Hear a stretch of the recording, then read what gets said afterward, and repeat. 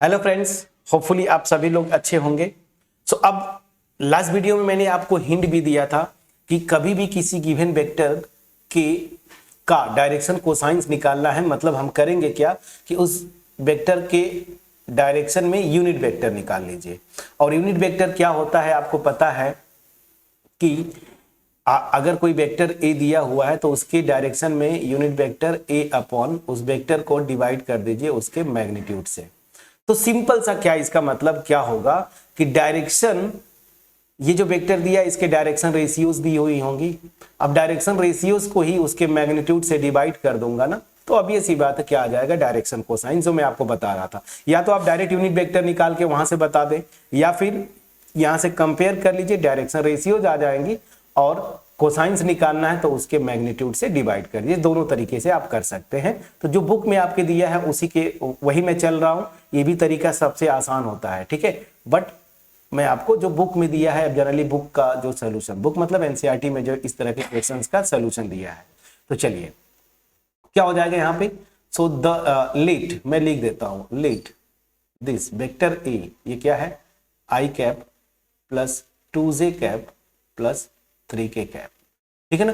अब दो मेथड से मैं निकालूंगा, मेथड 1 और मेथड 2। आपने देख लिया फटाफट, कोफिशिएंट के स्क्वायर का सम 1 नहीं आ रहा है, मतलब ये जो इसका कोफिशिएंट क्या है आई कैप का 1 फिर 2 3, ये डायरेक्शन रेशियोज है न कि कोसाइंस। तो मैं क्या करूंगा,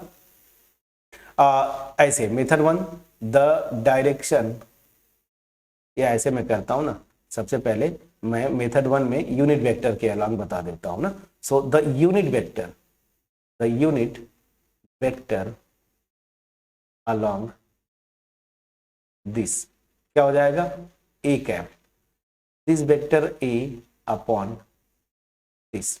तो क्या करेंगे, अब यहां पे वेक्टर ए आपको दे दिया है I cap plus 2j cap plus 3k cap, और यहां पे देखिए इसका मैग्नीट्यूड क्या हो जाएगा, तो आई कैप के कोफिशिएंट का स्क्वायर प्लस जे कैप के कोफिशिएंट का स्क्वायर प्लस के कैप के कोफिशिएंट का स्क्वायर। तो चलिए एक स्टेप और लिख लेते हैं। So this will imply A cap this is equal to, यहां पे I cap plus 2j cap plus 3k cap divided by, अब ये देखिए 14 हमने कैलकुलेट किया था ना, 3 का स्क्वायर 9 प्लस 4 13 प्लस 1 14, तो ये क्या हो जाएगा आपका 14, तो स्क्वायर रूट 14।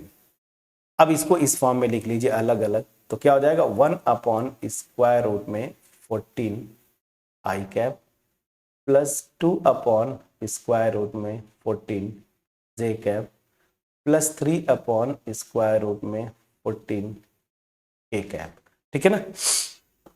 ये है आपका यूनिट वेक्टर। अब यही से देखिए यूनिट वेक्टर के जो स्केलर कंपोनेंट्स होते हैं ना, वही क्या होते हैं, इस ओरिजिनल जो वेक्टर दिया है इसके direction cosines. So this will imply direction cosines of vector A bar are, क्या क्या हो जाएंगे, बस ये कोफिशिएंट ना, स्केलर कंपोनेंट ऐसे समझिए। So under root 1 upon square root 1 upon 14, या ऐसे में बोलूं, ठीक है ना, 1 अपॉन स्क्वायर रूट में 14, 2 अपॉन स्क्वायर रूट में 14 और 3 अपॉन स्क्वायर रूट में 14। तो ये मेरे क्या आ जाएंगे, इस ओरिजिनल वेक्टर की direction cosines.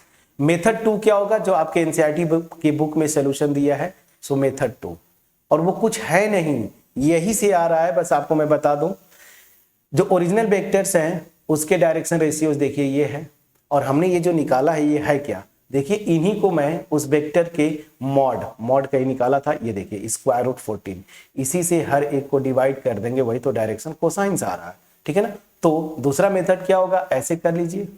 So the direction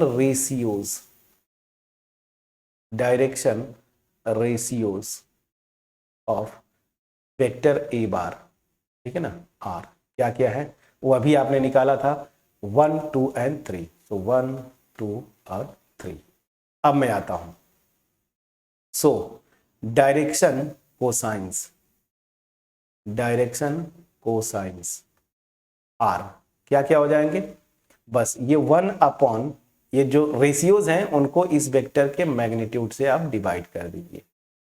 please check करिएगा, ठीक है ना, प्लीज चेक करिएगा दिस, ठीक है ना। तो ये क्या हो जाएंगे, सो दिस विल बी 1 अपॉन, आपने मैग्नीट्यूड ऊपर कैलकुलेट किया तो स्क्वायर रूट में 14, 2 अपॉन स्क्वायर रूट में 14 और 3 अपॉन स्क्वायर रूट में 14। तो देखिए दोनों से सेम आंसर आ रहा है, ठीक। दो जो मेथड आपको अच्छा लगे वो आप कर लीजिए, ठीक है। सो आपके जो एनसीईआरटी का जो सोल्यूशन है, एग्जांपल वगैरह जो दिए वो इस मेथड से किया, तो आप चाहे तो ये मेथड कर लीजिए या फिर आप डायरेक्ट यूनिट वेक्टर निकाल लीजिए, ठीक है ना, दोनों आपका सही है। होपफुली ये मेरा एफर्ट आपके पास क्लियरली पहुंच पाया होगा। अब चलिए क्वेश्चन नंबर 13 लगे हाथ तुरंत कर लेते हैं। अब तो क्वेश्चन नंबर 13 इजी होगा, आप ट्राई भी किए होंगे, बट फिर भी मैं अभी बोलूंगा वीडियो को पॉज करें और क्वेश्चन नंबर 13 को ट्राई करने की कोशिश करें। क्वेश्चन 13 क्या बोलता है, find the direction cosines of vector joining the points A and B. तो सीधी सी बात है, ये ए है 1, 2 और -3, और यहाँ पे क्या है बी क्या है -1, -2 एंड 1। प्लीज चेक करिए। अब इन दोनों को मिला दीजिए ऐसे, ठीक है।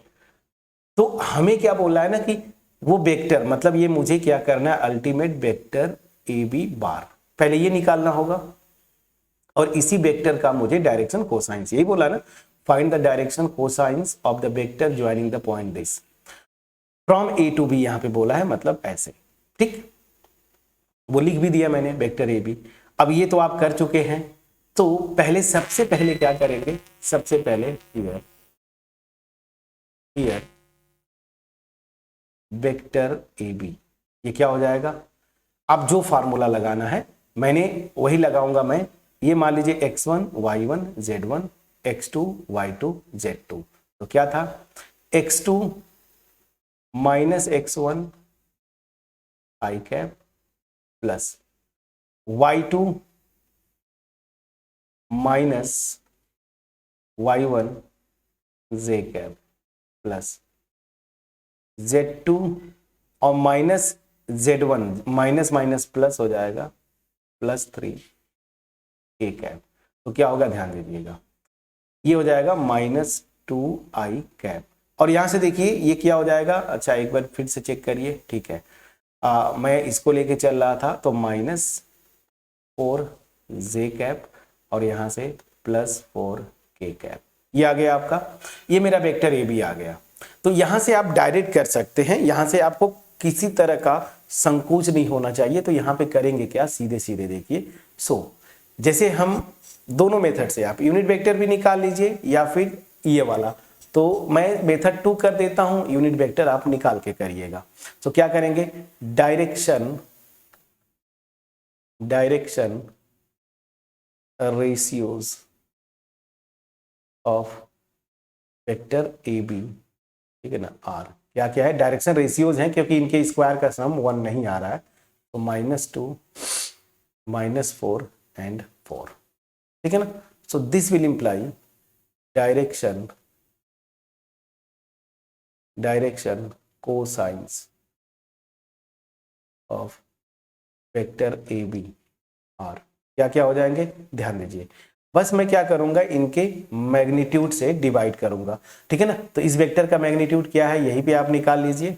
मैग्नीट्यूड अगर निकालना है तो ध्यान दीजिए, मैं पूरा लिख देता हूं, चलिए, ऑफ दिस ना मैग्नीट्यूड, चलिए मैं प्रॉपर लिख देता हूं, ठीक, दिस और 4 upon magnitude of A B vector. चलिए सो अब यहां पे मैग्नीट्यूड निकाल लीजिए, so mod A B vector, तो क्या हो जाएगा, मैग्नीट्यूड स्क्वायर रूट में कहाँ गया, ये -2 का स्क्वायर डायरेक्ट में करता हूं 4, फिर -4 का स्क्वायर 16, फिर +4 का स्क्वायर 16, तो 32 और 4 36, मतलब स्क्वायर रूट करेंगे 6 आ गया। तो क्या हो जाएगा, दिस विल बी, अब चलिए -2/6 -4/6 और 4/6, ठीक है। इसको और सिंप्लीफाई करिए, 2 से कैंसिल आउट करिए, -1/3 -2/3 और 2/3। तो ये आपके आ गए डायरेक्शन कोसाइंस। ठीक है, प्लीज चेक करिएगा। तो अगेन ये जो इस पार्ट में हमने किया क्वेश्चन 10, 11, 12 और 13, ये डायरेक्शन कोसाइंस और मैग्नीट्यूड्स, यूनिट वेक्टर्स और उसके मैग्नीट्यूड्स का एप्लीकेशन पे बेस्ड कुछ अच्छे क्वेश्चंस थे, मैं बोलूंगा। तो ये यहाँ पे चीजें क्लियर हो गई होंगी। तो इस वीडियो में हमने 2 क्वेश्चंस किए 12 और 13। होपफुली मेरा एफर्ट जो था आपके पास क्रिस्टल क्लियर वे में पहुंच पाया होगा। अगर वीडियो अच्छी लगी हो कमेंट सेक्शन में जरूर कमेंट करें और वीडियो को अपने फ्रेंड्स के साथ शेयर करें। चैनल पे नए हैं सब्सक्राइब जरूर करिएगा। अगर फिर भी कोई डाउट है कमेंट सेक्शन में जरूर कमेंट करिए, सो दैट कि मुझे पता तो चले कि कहाँ पे आपका डाउट है और क्या डाउट है स्टिल अभी भी। अब चलिए क्वेश्चन नंबर 13 तक हमने कर लिया। अब मैं सीधे आता हूं क्वेश्चन नंबर 14 और क्वेश्चन नंबर 15।